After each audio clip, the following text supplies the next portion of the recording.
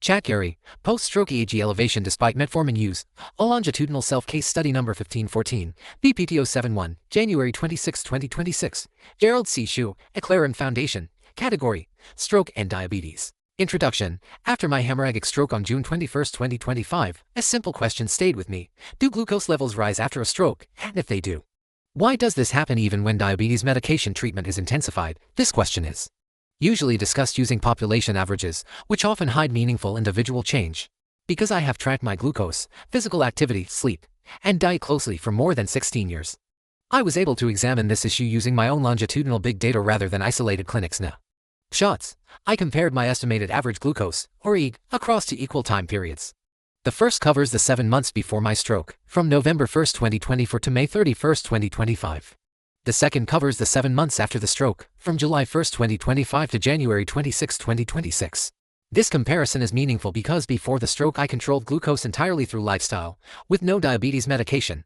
After the stroke, I maintained the same discipline but added metformin at 2,000 milligrams daily. At the same time, my walking dropped from about 14,000 steps per day to about 7,000 due to physical limitations.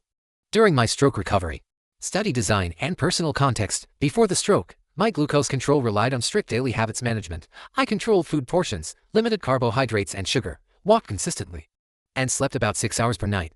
Over many years, my body adapted well to this routine. My average eAG during this pre-strikey period was about 102 mg/dl, without medication. After the stroke, several things changed. I started metformin. My diet discipline remained the same, but my walking was reduced by about 50%. My sleep increased to about 8 hours per night, reflecting stroke recovery needs. Despite adding diabetes medication, my average eAG rose to about 113 mg/dl, which is 11 mg/dl higher than before. In simple terms, this comparison reflects a lower stress body before stroke using lifestyle alone, versus a higher stress body after stroke using both lifestyle and medication. What the data show: before the stroke, my glucose fluctuated but recovered.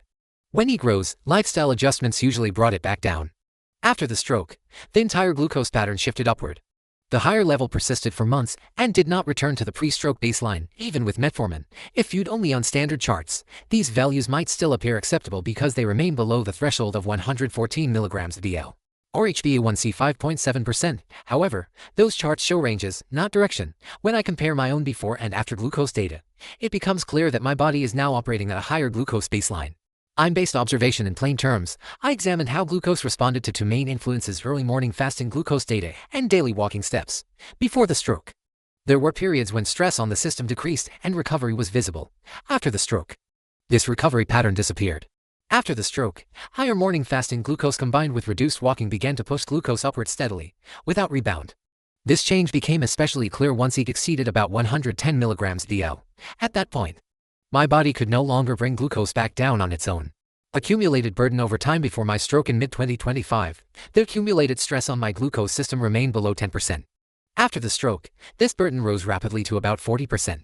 In simple terms, the accumulated metabolic load after the stroke was about 4 times higher than before. About 57% of this burden came from fasting glucose instability, and about 43% from reduced walking. Medication helped, but physical activity remained a major driver of glucose control as well.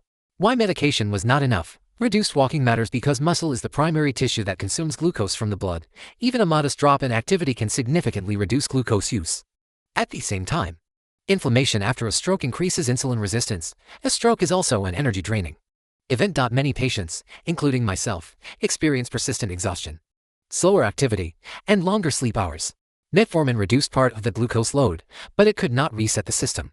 Conclusion: this self-case study shows that glucose levels tend to run higher after a stroke than before, even when medication is intensified.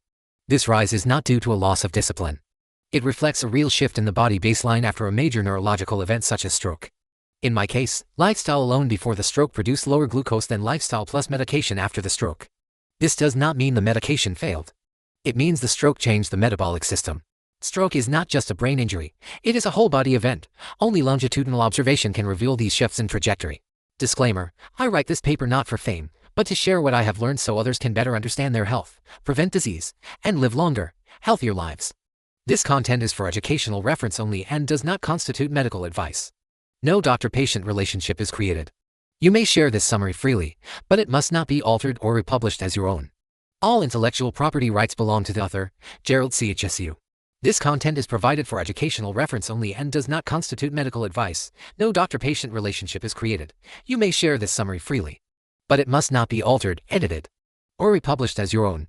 All intellectual property rights and copyrights for this article and its related materials belong to the author, Gerald C. Shu.